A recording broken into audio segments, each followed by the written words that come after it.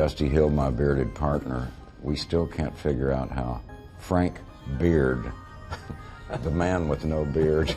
Billy Gibbons has spent more than half a century sharing a stage with Frank Beard, and this week, he found himself doing something he'd never had to do before. Speaking about ZZ Top's rhythm as something that now belongs entirely to memory. Beard died Monday, August 17th, at the age of 77, passing away in hospice care at his ranch in Richmond, Texas, with family by his side. Gibbons, ZZ Top's guitarist, frontman, and now the band's sole surviving original member, shared the news directly through the band's official Instagram account, writing that he and touring bassist Elwood Francis had lost a great friend and collaborator that day.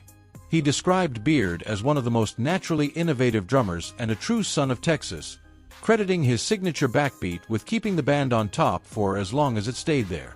That tribute, brief as it was, carried the weight of a partnership that stretched back to 1969, when Beard, Gibbons, and bassist Dusty Hill first came together as ZZ Top.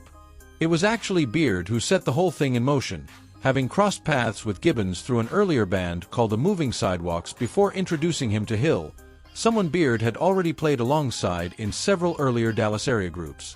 What started as three young Texas musicians drawing on blues influences and the sound of British power trios like Cream grew into one of the most recognizable identities in American rock, right down to the matching sunglasses and the long beards worn by Gibbons and Hill, a look Beard himself famously never adopted despite being a founding member of a band literally named after facial hair.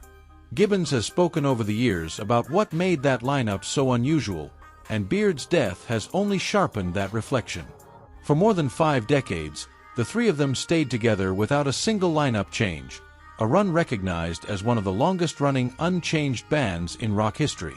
Beard's steady, technically precise shuffle became the foundation beneath some of the band's most enduring songs, Grange, Tush, Sharp-Dressed Man, Legs, and Gimme All Your Lovin', tracks that depended on his rhythm for their drive without ever making that contribution the headline of the band's image. That's part of what made Gibbons' tribute so pointed. He wasn't just mourning a bandmate, he was acknowledging, publicly, just how much of ZZ Top's sound had quietly depended on a drummer who rarely sought the spotlight for himself. This isn't the first time Gibbons has had to process this kind of loss within the band. Dusty Hill died in his sleep at his Houston home in July 2021, at age 72, and rather than let that loss end the group, Gibbons made the decision to continue, bringing in longtime guitar tech Elwood Francis to take over on bass in a way meant to honor Hill's own wishes for ZZ Top to keep going. That choice meant Beard remained the band's last direct link to its original rhythm section for several more years, a connection that grew more fragile as his own health began declining through 2025 and into this year. With Beard's death now confirmed, Gibbons stands entirely alone as the sole original member of a trio that once seemed almost permanent. Despite the loss, Gibbons has confirmed the band intends to keep performing, with drummer Michael Monahan, who'd already been filling in during Beard's health struggles over the past year and a half, expected to remain behind the kit for the rest of the group's current touring run. That decision mirrors exactly what Gibbons chose to do after losing Hill.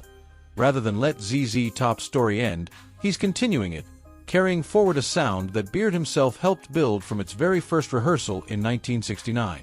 Tributes from across the music world have echoed Gibbons' sentiment in the days since. Rage Against the Machine's Brad Wilk recalled being genuinely floored watching Beard's two-handed shuffle technique live during the Eliminator tour as a teenager, calling it a life-changing experience.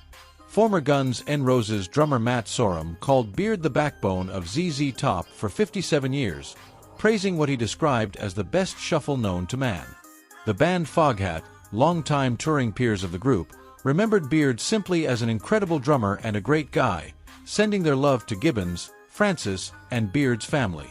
For Gibbons specifically, though, the loss carries a different kind of weight than tributes from admiring peers. He's not just remembering a technically gifted drummer, he's remembering the person who introduced him to his other bandmate, who helped shape the band's entire identity from its earliest days, and who stood beside him through 56 years of touring, recording, and everything that came with building one of rock's most recognizable and enduring acts. Inducted into the Rock and Roll Hall of Fame together in 2004, Gibbons, Beard, and Hill built a legacy that outlasted nearly every other band of their era in its original form. Now, with both of his longtime bandmates gone, Gibbons is left carrying that legacy forward largely alone, guided, as he made clear in his own words this week, by gratitude for the friend and collaborator who helped build it with him from the very beginning.